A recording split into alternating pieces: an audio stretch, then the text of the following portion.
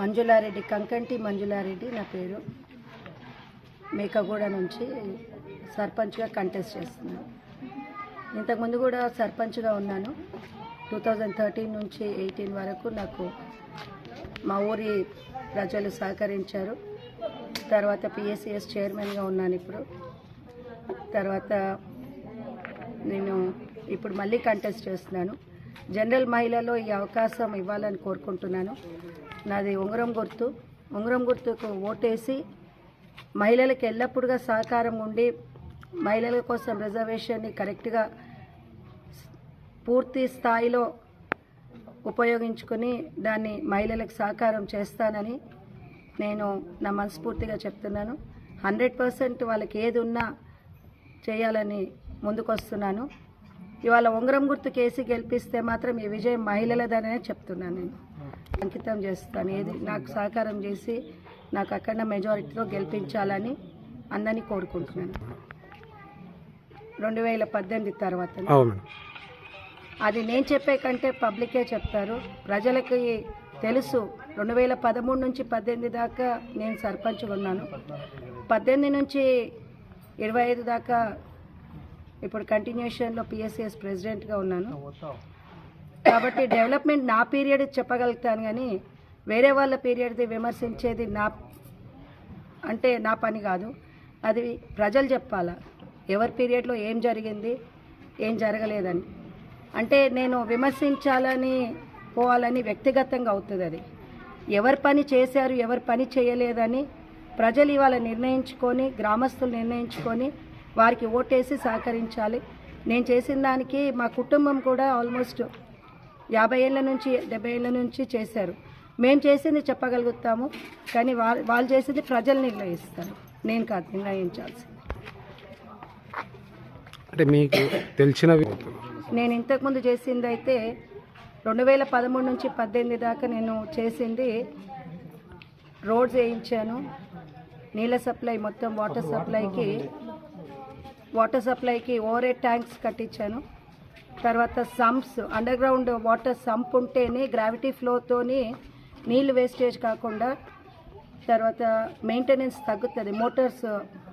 Bore Motors కాలిపోకుండా దాని maintenance ఖర్చులు తగ్గించేటట్టు చూసి టోటల్గా నాకు 2013 నుంచి 18 వరకు నా గ్రామ పంచాయతీ ఖర్చు 4,80,000 నాకు గుర్తుండి 5 లక్షలు దగ్గర సుమారు 5 లక్షలు. నాకు తెలిసి మారుమూల గ్రామంలో ఒక కుటుంబం 5 ఏళ్లకి 5 లక్షల్లో కూడా జరగదు. మారుమూల గ్రామంలో అంత తక్కువ మెయింటెనెన్స్ ఖర్చుతో development almost 100% ISLs individual sanitary latrines complete అయిపోయినాయి. అది సెంట్రల్ గవర్నమెంట్ ఇచ్చింది అప్పుడు. తర్వాత వార్ ఫుటింగ్లో చేసాము మా వార్డ్ మెంబర్స్ మేము సహకారంతో. తర్వాత అప్పుడు చేసింది over head tanks, sumps, roads, almost అన్ని రోడ్స్ కంప్లీట్ అయిపోయినాయి. తర్వాత నాట్కో వాళ్ళ సహకారంతో 20 బెడెడ్ హాస్పిటల్ బిల్డింగ్ మా నాన్నగారు కంకంటి నారాయణ రెడ్డి గారు స్టార్ట్ చేసిన బిల్డింగ్ అట్లే ఉండిపోయింది. దాని వాళ్ళ సహకారంతో ఇప్పుడు ఈ వైద్య సిస్టంతో నడిపిస్తున్నారు. అక్కడ టెస్ట్స్ కానీ మెడిసిన్స్ కానీ తర్వాత రెగ్యులర్ చెకప్స్ కానీ ఫ్రీగా చేస్తారు. అది మేకగూడ గ్రామస్తులే కాదు, చుట్టుపక్కల గ్రామస్తులు అందరూ కూడా దాన్ని సహకారం అవుతుంది, ఉపయోగించుకుంటున్నారు. ఆ లెక్కలో అది చాలా ఉపయోగకరం. ఎందుకంటే పెద్దోళ్ళు చాలా దూరము వెళ్ళాలంటే మళ్ళీ తర్వాత వాళ్ళకి ట్రాన్స్పోర్ట్గా ఇదేంటంటే వృత్తి ఏంటంటే డైరీ అంటే ఆవులు ఉన్నందుకు వాళ్ళకి సహకారం వాళ్ళు నాటుకోవాలి చేశారు. అదేవిధంగా విమెన్ ఎంప్లాయ్మెంట్కి నాట్కో వాళ్ళు సహకరించారు అప్పుడు. అంటే ఖాళీగా ఉంటున్నారు విమెన్ అంట, అందరూ ఇండస్ట్రీస్కి వెళ్ళేవాళ్ళు. ఇండస్ట్రీస్కి వెళ్తే ఉమెన్ చాలా ఖాళీగా ఉంటే వాళ్ళకి అగ్రికల్చర్ తక్కువ ఉండాలా.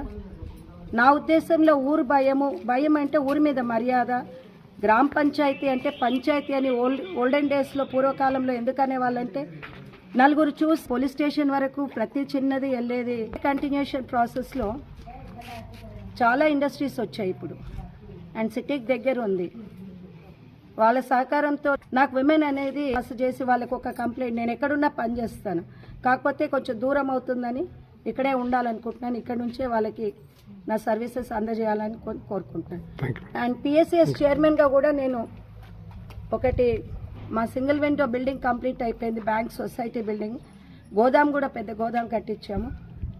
ఇదే విధంగా నేను నా పర్సనల్ ల్యాండ్లోంచి లైన్ తీసుకెళ్తుంటే ఎంఎస్ఎన్ సహకారంతో స్కూల్లో జెడ్పిహెచ్ఎస్ స్కూల్లో డైనింగ్ హాల్ కన్స్ట్రక్షన్, అన్ని విధాలుగా ఇట్స్ కాంప్రిహెన్సివ్ థింగ్ అన్నట్టు. నేను తెలుగులో సరిగ్గా చెప్పాలంటే కాంప్రిహెన్సివ్ థింగ్, ఇది విడిగా చూడలేము.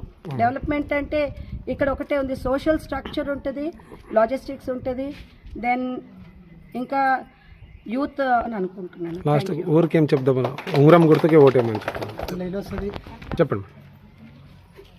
ఈసారి నాకు అవకాశం ఇచ్చి జనరల్ మహిళగా రిజర్వేషన్ వచ్చినందుకు, ఇంతకుముందు చేసిన డెవలప్మెంట్ కానీ నేను కానీ నా కుటుంబం కానీ చేసింది చూసి ఓటేసి భారీ మెజారిటీతో గెలిపించాలని మహిళలని, అదేవిధంగా అన్నదమ్ములని, గ్రామస్తులందరినీ కోరుకుంటున్నాను.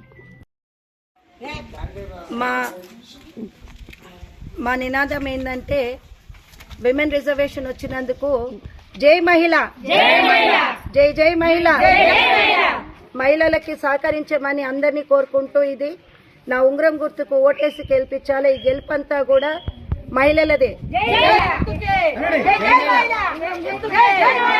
ఉంగరం గుర్తుకే